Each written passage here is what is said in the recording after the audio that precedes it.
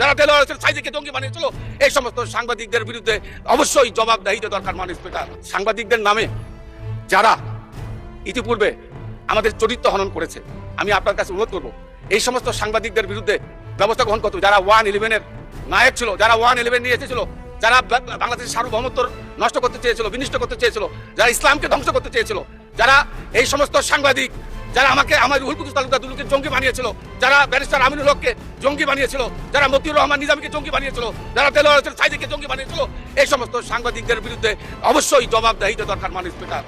আল্লামা দেলোয়ার হোসেন সাইদি হত্যা করা দূরে থাক, স্বাধীনতার ব্যাপারে, স্বাধীনতা যুদ্ধের ব্যাপারে এই মহান পার্লামেন্টে 96 সালে 2001 সালে তৎকালীন এই ফ্যাসিস্ট আওয়ামী লীগ সরকারকে আঘাত থাকে সেই রকম কোন কথা আল্লামা হযরত দেলোয়ার হোসেন সাইদি রাখে নাই। মানুষ তারা আমাকে ফজা পাগলা বলে কথা বলে, উনি একদিন সদস্য আমি ওনাকে আপনাকে কেউ এই ধরনের উক্তি করেছে আপনার সম্বন্ধে? এরকম তো সংসদে কেউ বলে নাই তো। করেছে আপনি কেন নিজে টেনে? এই নির্বাচন থেকে পর্যন্ত বিএনপি যদি বিরোধী দলে যেত, আমি গ্যারান্টি দিতে পারি আপনাদেরকে এর মধ্যে অন্তত 15 দিন হরতাল হয়ে যেত, সরকার পতনের আন্দোলন ডাক চলে আসতো। বিরোধী দলীয় নেতা বলে যে এটা সরকারের তৈরি করা সংকট না, এই সংকট বৈশ্বিক সংকট। শফিকুর রহমান বলে নাই সংসদে দাঁড়াই কথা? বাংলাদেশের ইতিহাসে কোনোদিন বিরোধী দলীয় নেতা সরকারকে এইভাবে সাপোর্ট দিয়েছে? কোনোদিন দিয়েছে? কখনোই হয়নি। আজকে সেটা জামাত ইসলাম দিচ্ছে। বাংলাদেশের একমাত্র মুক্তিযোদ্ধা তিনি, আর দেশের কোনো মানুষ মুক্তিযুদ্ধে অংশগ্রহণ করেনি। তিনি বক্তব্য দিতে গিয়ে এমনভাবে অপমান করেছেন, মনে হয় ওনার সামনে বসা ট্রেজারি বেঞ্চের অপোজিট সাইডে যারা বসা জামাত ইসলাম সহ বিরোধী দলের নেতারা সবাই এদেশের রাজাকার, উনি একমাত্র এই দেশের স্বাধীন চেতা এবং স্বাধীনতার রক্ষক এবং বক্ষক। এবং ওনার সামনে আশেপাশে যারা আবার ওনাকে তাল দিয়েছেন, আমি তাদেরকেও ধিক্কার জানাই। বাংলাদেশের এই 24-এর গণ অভ্যুত্থান, যেটাকে আমি বিপ্লব হিসেবে মনে করি, যেটাকে আপনারা বিপ্লব মনে করেন না, এই যে একটি নতুন যুদ্ধ হয়েছে, এই যুদ্ধ না হলে ফজলুর রহমানের মতো মানুষ সংসদে দাঁড়িয়ে কথা বলতে পারতো না। আজকে আমাদের জন্য কপাল পোড়া এ কারণেই যে সকল মানুষ গত 16 বছর বস্তা পচা রাজনীতির মধ্যে নিমজ্জিত থেকেছে, ওই ফজলুরের মতো মানুষরা তখনও সংসদে দাঁড়িয়ে কথা বলতে পারে নাই। সেই ফজলুর রহমানরা জুলাই বিপ্লবের পরবর্তী সময়ে জুলাইকে কটূক্তি করে তারপরে আবার এসে মহান জাতীয় সংসদে জুলাইকে নিয়ে কটূক্তিমূলক বক্তব্য দেয়। আমাদের সেনাপ্রধান জনাব ওয়াকারুজ্জামানের একটি বক্তব্য ঘিরে বাংলাদেশ এবং ভারতে প্রচণ্ড আলোড়ন সৃষ্টি হয়েছে। বাংলাদেশের চেয়ে তার এই বক্তব্য বেশি আলোড়ন সৃষ্টি করেছে ভারতে। ওনার চোখের দিকে তাকায়া, ওই যে বীর মুক্তিযোদ্ধা ফজলুর রহমানের চোখের দিকে তাকায়া, যে আপনারা জিজ্ঞাসা করে কেউ আসবে নাকি জামাত করতে? হ্যাঁ, আপনাকে জিজ্ঞাসা করে আসবে মিস্টার ফজলুর রহমান সাহেব, কেন আপনি খোঁচায়া খোঁচায়া এই ঘা করতেছেন? এটা তো আমরা বুঝি, কেউ শিখায় দেয় না, শিখায় দেওয়ার লোক আছে পিছনে, কারণ আপনাদের আর কোনো রাজনীতি নাই তো। বর্তমান বিএনপি সরকার এটা আইন করেছেন যে কোনো স্কুল এবং কলেজের ম্যানেজিং কমিটির যিনি প্রধান থাকবেন ন্যূনতম যোগ্যতা হতে হবে ডিগ্রি পাস। আর বর্তমান বিএনপি সরকারের মোটামুটি 80 জন এমপি হচ্ছে মেট্রিক ফেল। তো একটা জাতি কত বড় মূর্খ হলে এই ধরনের ডিসিশন আসতে পারে? যারা আইন প্রণয়ন করবেন ওদের কোয়ালিফিকেশন যোগ্যতা বলতে কোনো কিছুই নেই।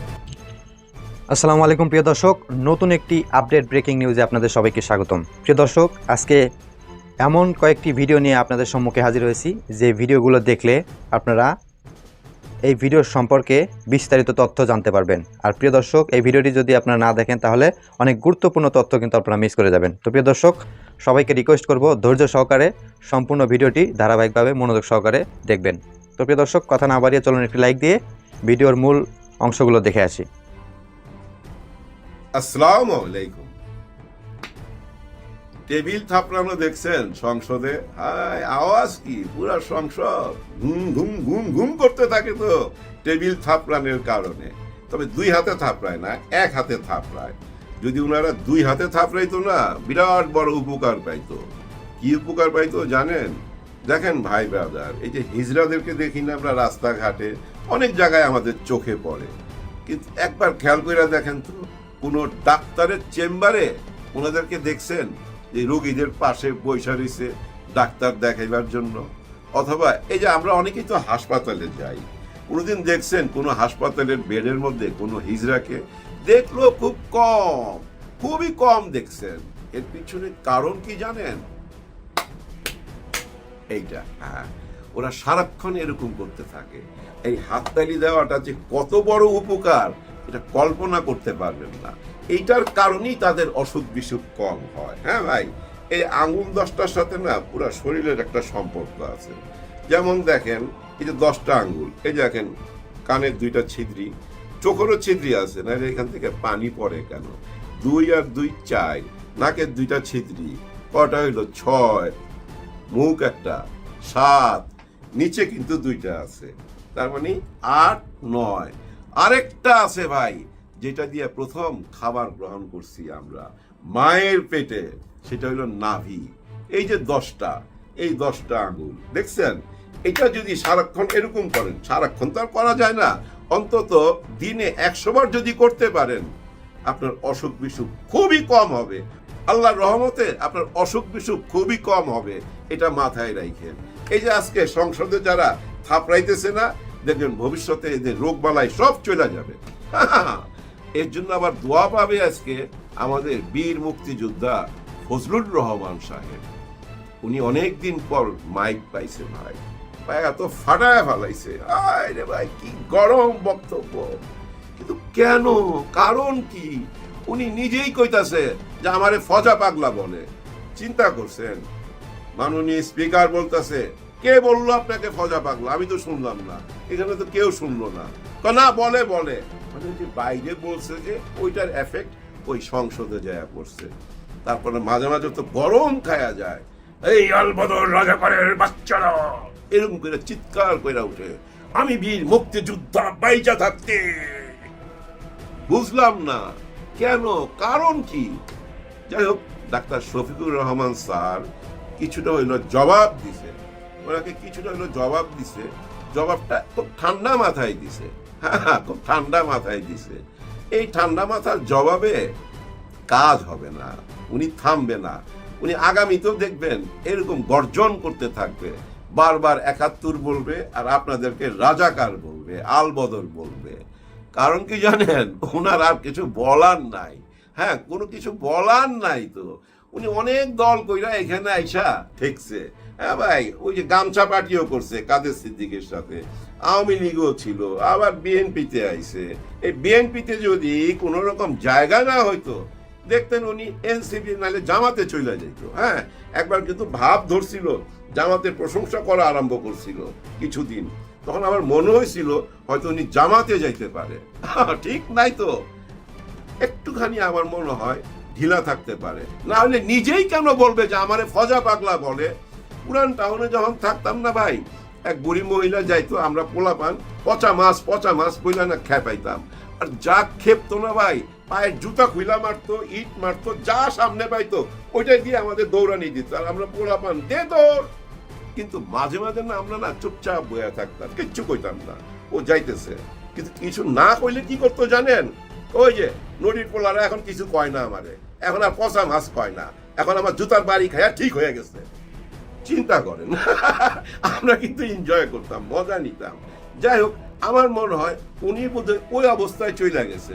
ওনারে কিন্তু কেউ সংসদে পচা মাছ কয় নাই, সরি পচা মাছ তো না, এই কি যেন ভুলে গেলাম, ফজা পাগলা কিন্তু বলে নাই উনাকে। কিন্তু উনি কেন এটা আগ বাড়ায় বলতে গেল? লজ্জার ব্যাপার না ভাই, কেউ ওনাকে ফজা পাগলা টাগলা বলবেন না, এগুলো ভালো কথা না। উনি একজন বীর মুক্তিযোদ্ধা। তারপর দেখেন ওনার ছেলে একজন ইঞ্জিনিয়ার, একজন অ্যাডভোকেট, ওরা বড় হয়েছে, নাতি নাতনি আছে। এখন ওনাকে যদি আমরা ফজা পাগলা বলি, তাহলে ভাই ওনারও তো পরিবারের কাছে মুখ দেখাইতে হয়, ওনারও তো ভক্তকুল আছে, তাই না? নাইলে উনি পাশ করে আসলো কেমনে? এগুলা থামাইতে হবে, এগুলা বন্ধ করতে হবে। কিন্তু কিভাবে বন্ধ করবেন? চুপ থাকলেও তো আবার বলে, উনি তো নিজেই মনে করাই দিতেছে সংসদে যে আমারে ফজা পাগলা কয়। দেখেন আবার এই সোশ্যাল মিডিয়াতে শুরু হয়ে যাবে এটা। হ্যাঁ, এটা নিয়ে আবার নতুন করে কোনো কাহিনী আসতেছে সামনে, কামিং সুন। কিছু করার নাই। ডাক্তার শফিকুর রহমান সরাসরি বলছে যে মাননীয় স্পিকার, উনি আমাকে সরাসরি আক্রমণ করছে, উনি আমাকে সন্দেহ করছে, উনি আমাকে বেজ্জতি করছে এই সংসদে বলছে কিন্তু। এবং এইটাও বলছে উনার চোখের দিকে তাকায়া, মানে ওই যে বীর মুক্তিযোদ্ধা ফজলুর রহমানের চোখের দিকে তাকায়া, যে আপনারে জিজ্ঞাসা করে কেউ আসবে নাকি জামাত করতে? হ্যাঁ, আপনাকে জিজ্ঞাসা করে আসবে? মিস্টার ফজলুর রহমান সাহেব, কেন আপনি খোঁচায়া এই ঘা করতেছেন? এটা তো আমরা বুঝি, কেউ শিখায় দেয় না, শিখায় দেওয়ার লোক আছে পিছনে। কারণ আপনাদের আর কোনো রাজনীতি নাই তো, এইটাই বলতে হবে। ওদের আর কি বদনাম করবেন? না ওদেরকে চাঁদাবাজ বলা যায়, না বেনামাজি বলা যায়, না লুটেরা বলা যায়, না ব্যাংক থেকে টাকা মাইরা দিছে বলা যায়, না বিদেশে বাড়ি জমাইছে টাকা পয়সা নিয়ে বেগম পাড়ায় বাড়ি বানাইছে সেটাও তো বলা যায় না। কোনো কিছুই বলা যায় না, একটাই বলা যায়, রাজাকার আলবদর। এই তো, আর কি। তালি তালি তালি দিলে ভাই শরীর ভালো থাকে। সারাদিনে মিনিমাম 50টা তালি মারবেন, মিনিমাম 50টা তালি মারবেন, সত্যি ভালো থাকতে পারবেন। যাই হোক, এবার আরেকজনের কথায় আসি। উনি তো ভাই আয় হায়, বাইরের তেলের অভাব কেন ওনাকে দেখলেই বোঝা যায়। উনি মঞ্জুরুল আলম রনি, হায় হায়, উনি যে ভাই এমন তেল মারছে এটা ভাবা যায় না, কল্পনা করা যায় না। তবে উনি একটা ফাউল কথা বলছে, আননেসেসারি। জুলাই নাকি আননেসেসারি একটা বিষয় উনার কাছে। আননেসেসারি মানে অপ্রয়োজনীয়, এটা খামাখা আলাপ করে, এ আলাপ না করলেও চলে উনার কাছে। আবার উনি তুলনা করতেছে এই নেপালের প্রধানমন্ত্রীর সঙ্গে আমাদের প্রধানমন্ত্রীকে। ভাই, নেপালের প্রধানমন্ত্রী নাকি আমাদের প্রধানমন্ত্রীকে ফলো করে। নেপালের প্রধানমন্ত্রী উনি খুব সুন্দরভাবে একেভাবে ডেস্কের মধ্যে এইভাবে দাঁড়ায়া, আরে বাপরাপ, ফিগার টিগার ভালো তো, এইভাবে দাঁড়ায়া বলতেছে নেপালের প্রধানমন্ত্রী আমাদের প্রধানমন্ত্রীকে ফলো করে। অর্থাৎ আমাদের প্রধানমন্ত্রীর কার্যকলাপ সব নেপালের প্রধানমন্ত্রী ফলো করে, এবং সারা বিশ্বে নাকি আমাদের প্রধানমন্ত্রীর নাম ছড়ায় গেছে। মাশাআল্লাহ, 2-2.5 মাসে যদি এতটা উপরে চলে যেতে পারে, 5 বছরও তো আমার মনে হয় চাঁদে পৌঁছায় যাবেন আপনারা। হ্যাঁ, চাঁদে পৌঁছায় যাবেন। কিন্তু আননেসেসারি কেন বললেন আপনি জুলাইকে? কারণ কি ভাই? কারণটা কি? জুলাই নিয়ে কেন, জুলাই কথা বললে কেন এত গাত্রদাহ হয়? হ্যাঁ, এত গায়ে লাগে কেন? পোড়া গন্ধ পাওয়া যায় জুলাই কথা শুনলেই। কেন গায়ে লাগে এটা আমরা বুঝি। জুলাইকে আপনারা কোনোদিনই সামনে আসতে দিবেন না, কারণ জুলাই সামনে আসলে তো সমস্ত প্রশংসার দাবিদার হয়ে যায় জামাত ইসলাম, এনসিপি। আপনারাও তো সঙ্গে ছিলেন, কিন্তু আপনারা ওই দাবিটা এখন আর করতে পারতেছেন না। কারণ কি জানেন?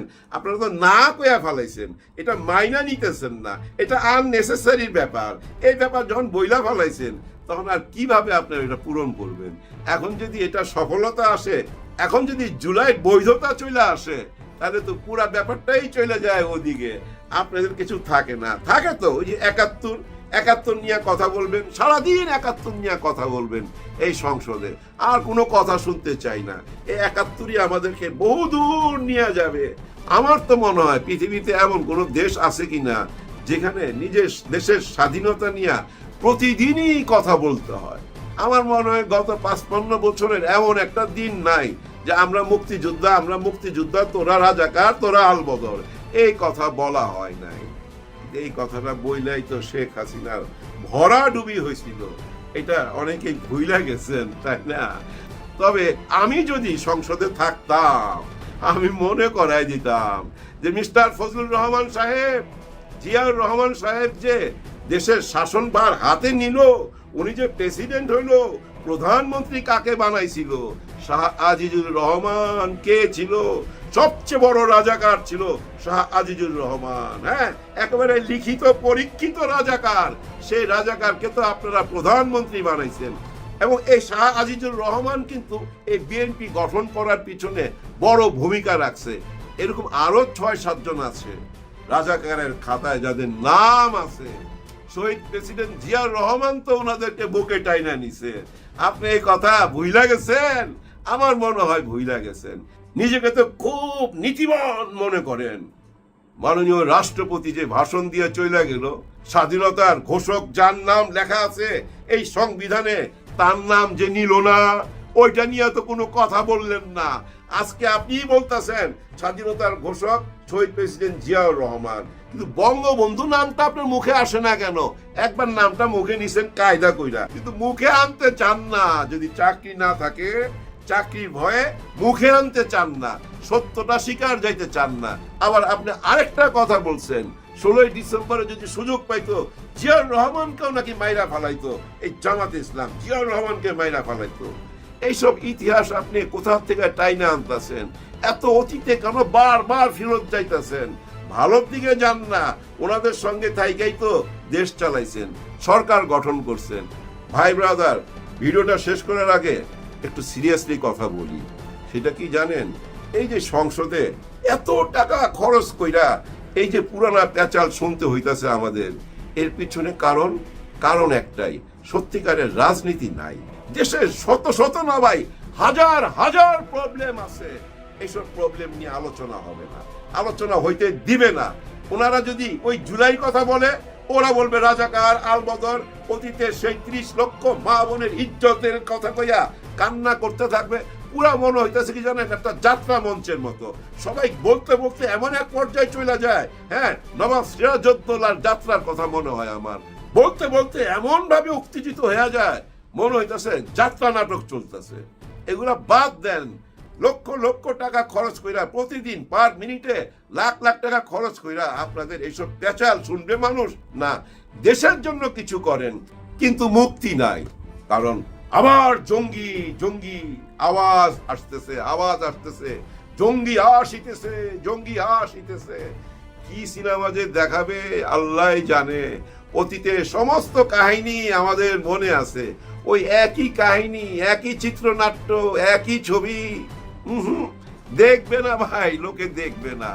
নতুন কিছু করেন, পুরানা সমস্ত বন্দোবস্ত থেকে বাইর হয়ে আসেন। ওই যে সংস্কার করছিল যে কারণে, সেটা মাইনা নেন। সবাই মিলে একটা জায়গায় আইসা দেশটাকে গইরা তোলেন। এরকম ওই যে দোষারোপের রাজনীতি, এগুলো তো পোলা পান্ডা করে ভাই, পোলা পান্ডা মহল্লার মধ্যে করে। এই এরে দোষ দেয়, এই এরে দোষ দেয়। এই পোলা পান্ডের কার্যকলাপ বন্ধ কইরা আপনারা যে কবে বড় হবেন এক আল্লাহ জানে। সবার জন্য সবাই দোয়া করবেন। আল্লাহ হাফেজ। প্রিয় দর্শক, ভিডিওর বিস্তারিত আলোচনাগুলো দেখলেন এবং মনোযোগ সহকারে ভিডিওটি দেখলেন। প্রিয় দর্শক, এই ভিডিও সম্পর্কে আপনাদের কি মতামত অবশ্যই কমেন্ট করে লিখে জানিয়ে দিন। যারা এখনো আমাদের এই চ্যানেলটি সাবস্ক্রাইব করেনি, প্রতিনিয়ত দুর্দান্ত সব টপ আপডেট নিউজ পেতে এখনই চ্যানেলটি সাবস্ক্রাইব করে পাশে থাকা বেল বাটনটি অন করে দিন। আর যারা ইতিমধ্যেই সাবস্ক্রাইব করেছেন তাদেরকে অসংখ্য ধন্যবাদ। তো প্রিয় দর্শক, দেখা হচ্ছে নতুন কোনো টপিক বা নতুন কোনো ভিডিও নিয়ে। ততক্ষণ পর্যন্ত সবাই ভালো থাকবেন, সুস্থ থাকবেন। আল্লাহ হাফেজ।